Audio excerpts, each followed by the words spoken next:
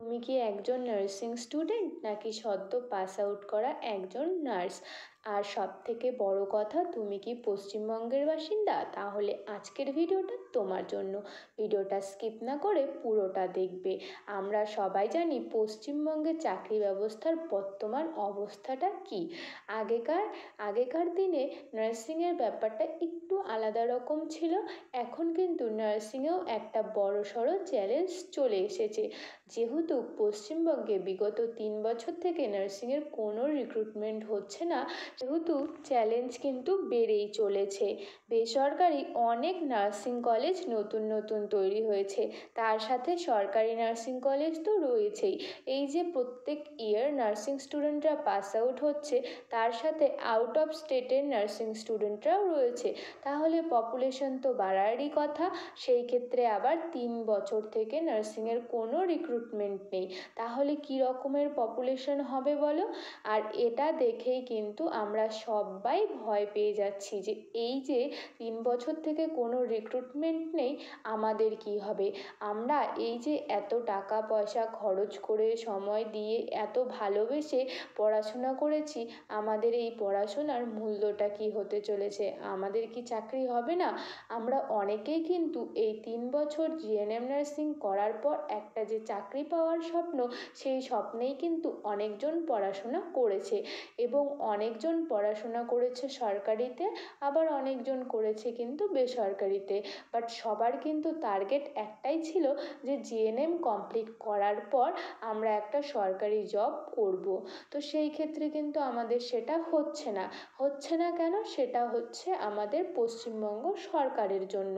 তবে সেটার জন্য কি আমরা হেরে যাব? হারবো কেন? পশ্চিমবঙ্গ সরকারের তরফ থেকে কোনো রিক্রুটমেন্ট হচ্ছে না।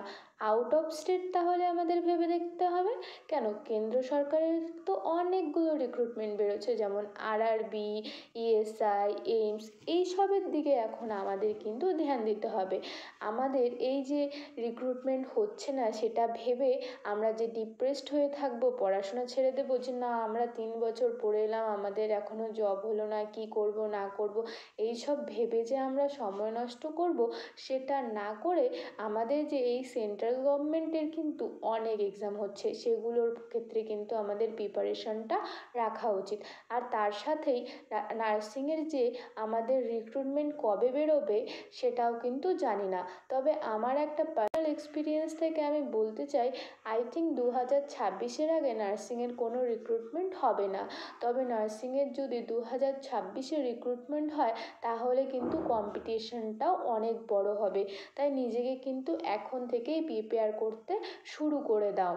তার সাথে সাথে গভর্নমেন্টের জবের জন্য নিজেকে প্রিপেয়ার করো। তার সাথে খুব কম বেতনে বেসরকারি নার্সিংহোমগুলোতেও কাজ করো, যাতে সেটার জন্য তোমাদের যেন এক্সপিরিয়েন্স হয়ে থাকে।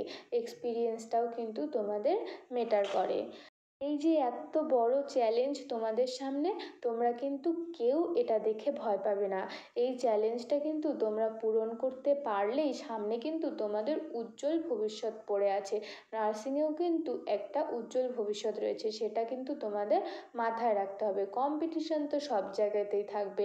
সেখানে দেখো, কোনো একটা ভ্যাকেন্সিতে যদি 700টা ভ্যাকেন্সি থাকে, সেখানে একটা নাম যেন তোমার থাকে, সেইভাবে তোমাকে কিন্তু প্রিপেয়ার হতে হবে। তো আজকের আমার এই ভিডিওটা এই পর্যন্তই। তোমাদের কেমন লাগলো অবশ্যই আমাকে কমেন্ট বক্সে জানাবে। ভালো লাগলে লাইক করবে, চ্যানেল সাবস্ক্রাইব করে পাশে থাকবে। ইনফরমেটিভ মনে হলে বন্ধুদের সাথে শেয়ার করবে। টাটা, বাই বাই, সবাই ভালো থাকবে, সুস্থ থাকবে।